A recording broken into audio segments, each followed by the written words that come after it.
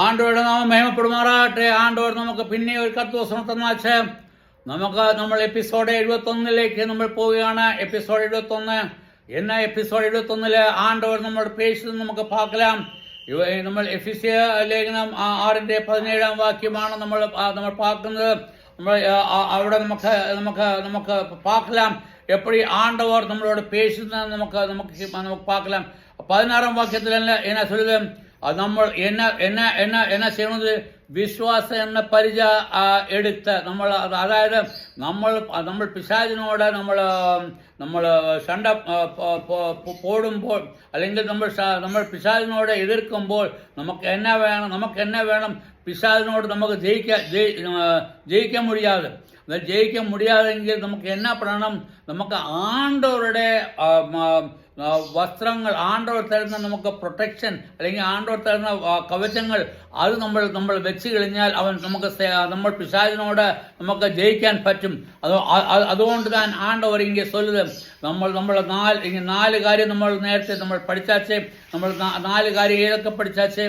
ഒന്ന്, ബെൽറ്റിനെ പറ്റി ചോദിച്ചു. നമുക്ക് എന്ന ബെൽറ്റ് നമുക്ക് തേവപ്പെടും.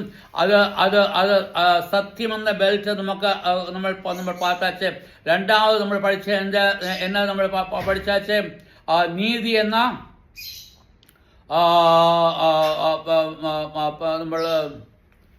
നീതി എന്ന കവചം എന്ന് പറഞ്ഞാൽ നമ്മൾ ചെസ്റ്റിൽ നമ്മൾ വെക്കേണ്ട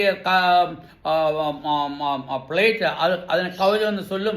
അത് നമ്മൾ വെക്കണം. മൂന്നാമത് എന്നെ വായിച്ച് ആണ്ടവരുടെ സുവിശേഷം നമ്മുടെ കാലിൽ ചെരുപ്പായിട്ട് വെക്കണം. അന്നേരം ആണ്ടവരുടെ സുവിശേഷം നമ്മുടെ കാലിൽ ചെരുപ്പായിട്ട് വെക്കുമ്പോൾ എന്നെ പറ്റും, വരുന്ന എല്ലാത്തിനുമേ ചവിട്ടി മരിച്ച് നമ്മൾ എല്ലാത്തിനുമേ മുടിച്ചിടും.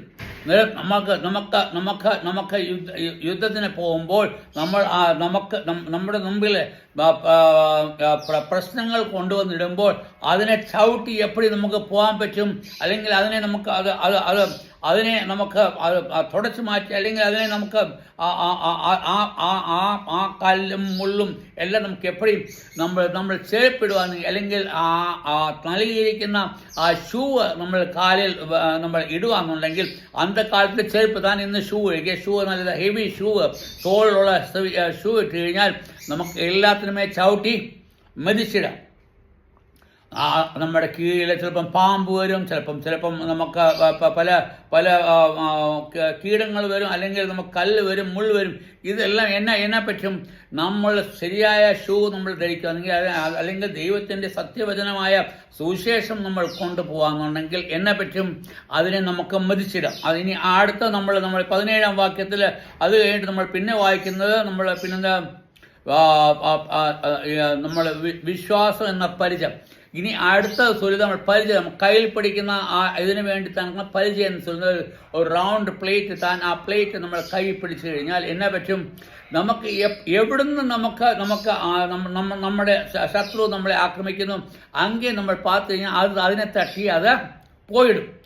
നമുക്ക് എന്നാ വേണം, പിശാച് നമുക്ക് 4 വഴി കൂടെ നമുക്ക് എന്നെ കൊണ്ടുവരും, പ്രശ്നങ്ങൾ കൊണ്ടുവന്നിടും. 4 വഴി കൂടെ, നമ്മുടെ പുറകിൽ നിന്നും, മുന്നിൽ നിന്നും, ബാക്കിൽ നിന്നും, ഫ്രണ്ടിൽ നിന്നും എല്ലാ സൈഡിൽ നിന്നും വരും. അത് നമ്മൾ എപ്പടി അതിനെ തടുത്തിടും. നമ്മുടെ കയ്യിൽ പരിചയം ഇരിക്കുന്നുണ്ടെങ്കിൽ നമ്മൾ അതിനെ തടുക്കാൻ പറ്റും. എന്നാ പരിചയം? വിശ്വാസം എന്ന പരിചയം. വിശ്വാസം എന്ന പരിചയ വളരെ ഇമ്പോർട്ടൻ്റ് ആയ കാര്യമാണ്. എന്നാൽ മറ്റും താൻ നമുക്ക് അവൻ്റെ വിശ്വാസം കിടക്കാതെങ്കിൽ എന്നെ പറ്റും, അവൻ നമ്മളെ തോപ്പിച്ചിടും, അവൻ നമ്മളെ ഡിഫെൻഡ് പണിയിടും, നമ്മളെ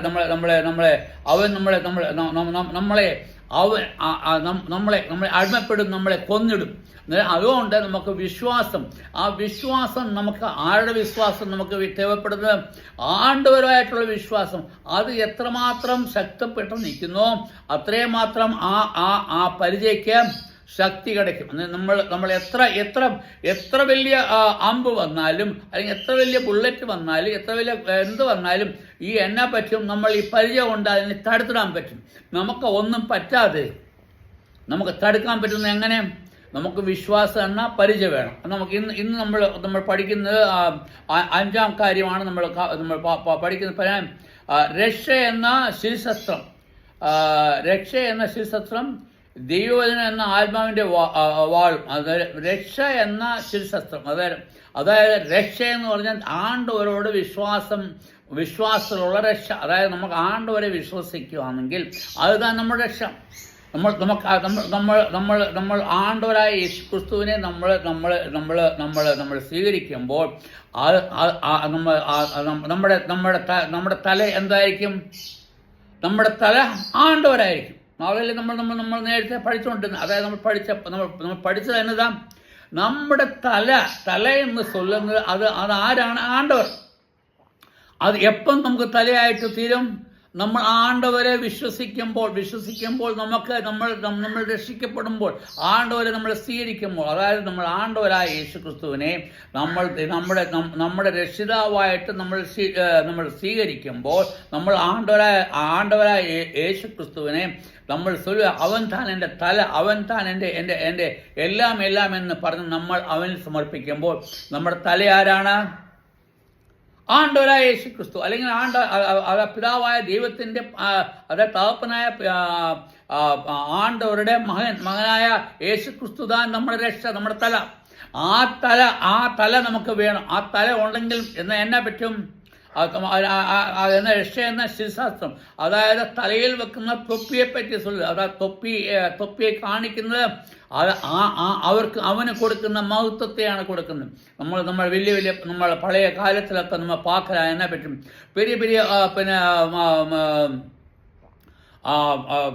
ഉദ്യോഗസ്ഥന്മാരെല്ലാം തല തൊപ്പി വെച്ചിടും. നമ്മളെ പഴയ കാലത്ത്, അല്ലെങ്കിൽ നമ്മൾ ഇൻഡിപെൻഡൻ്റ് നമുക്ക് സ്വാതന്ത്ര്യം കിടക്കുന്നതിന് മുമ്പ് നമ്മൾ ആരുടെ അടിമത്താൻ? നമ്മൾ ബ്രിട്ടീഷുകാരുടെ അടിമത്താൻ. ആ ബ്രിട്ടീഷുകാരെ എപ്പോഴുമേ അവരുടെ തലയിൽ വെച്ചിടും? തൊപ്പി വെച്ചിടും. അതായത് ആ തൊപ്പി വെച്ചിട്ട് അവരെന്നാ ചൊല്ലുന്നത്? അവർ കാണുമ്പോൾ നമുക്ക് தெரியும் അവൻ ബ്രിട്ടീഷുകാരൻ താൻ, അവൻ്റെ ഗവൺമെൻറ് അവനെ പ്രൊട്ടക്ഷൻ ചെയ്യുവാൻ വേണ്ടി അവൻ്റെ തലയായിട്ട് അത് ഇരിക്കുക എന്നത്.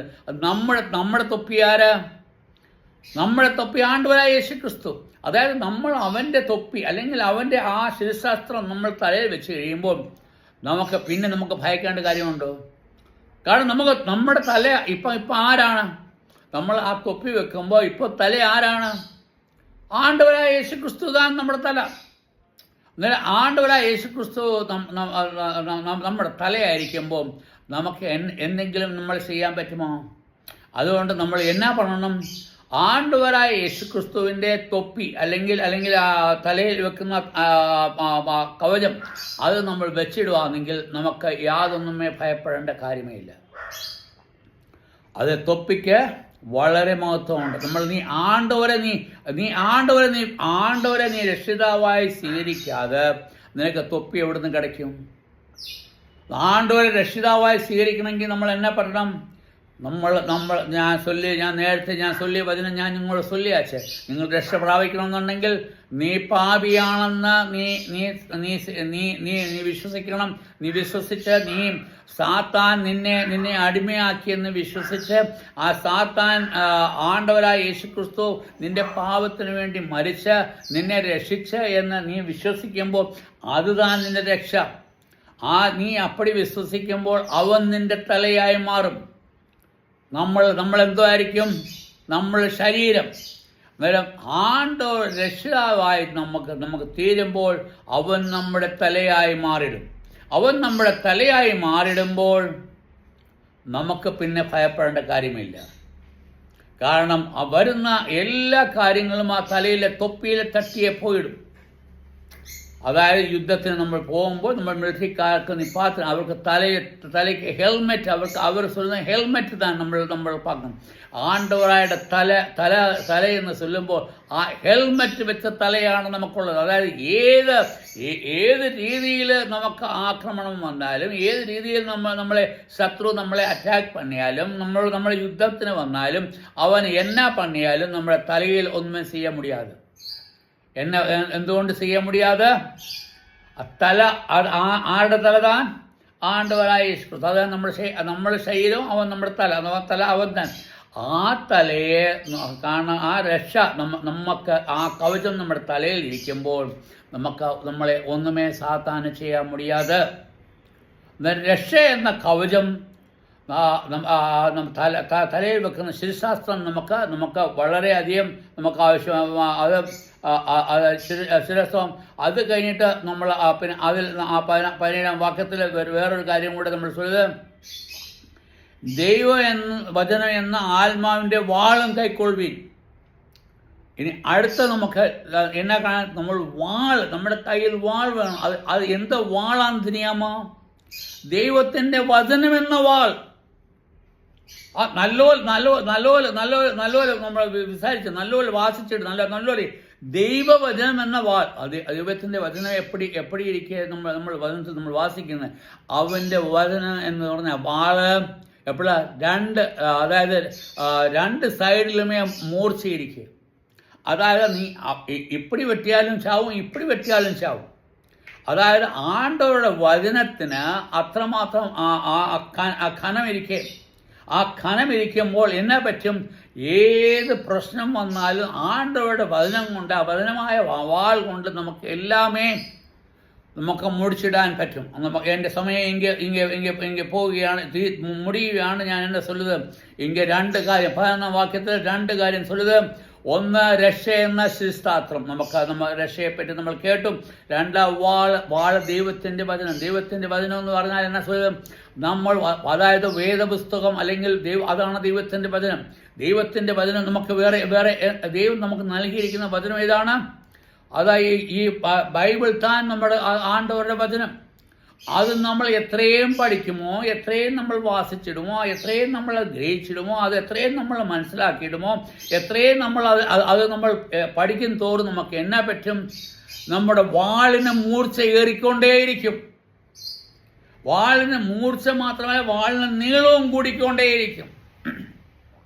നീ വാളെന്ന് പറഞ്ഞാൽ പെരിയ നീളമുള്ള പിച്ചാത്തി താൻ വാൾ എന്ന് சொல்லுது. അതുകൊണ്ട് അത് നീളമുള്ള ചെറിയ പിച്ചാത്തി ആണെങ്കിൽ ചെറിയ ഒരു പേന കത്തി വെച്ച് നമുക്ക് എന്ന ചെയ്യാൻ പറ്റും. അവൻ പക്കത്തിൽ വന്നാൽ മട്ടും താൻ നമുക്ക് അവനെ എന്തിനും ചെയ്യാൻ പറ്റും. എന്നാൽ പെരിയ വാളിരിക്കുക എന്ന് വിചാരിച്ചോ, അത് എന്നാ പണാൻ പറ്റും? അവൻ ദൂരേന്നേ നമുക്ക് അവനെ വെട്ടിയിടാം. എങ്കിൽ ദൂരേന്നേ അവനെ നമുക്ക് വെട്ടിയിടാം. അന്നേരം നമുക്ക് വചനം നല്ല ജ്ഞാനം നമുക്ക് ഇരിക്കണം. എനിവേ ഞാൻ എങ്കിൽ നിർത്തുക. നമുക്ക് നാളെ പിന്നെയും നമുക്ക് വിസാരിച്ചിടാം.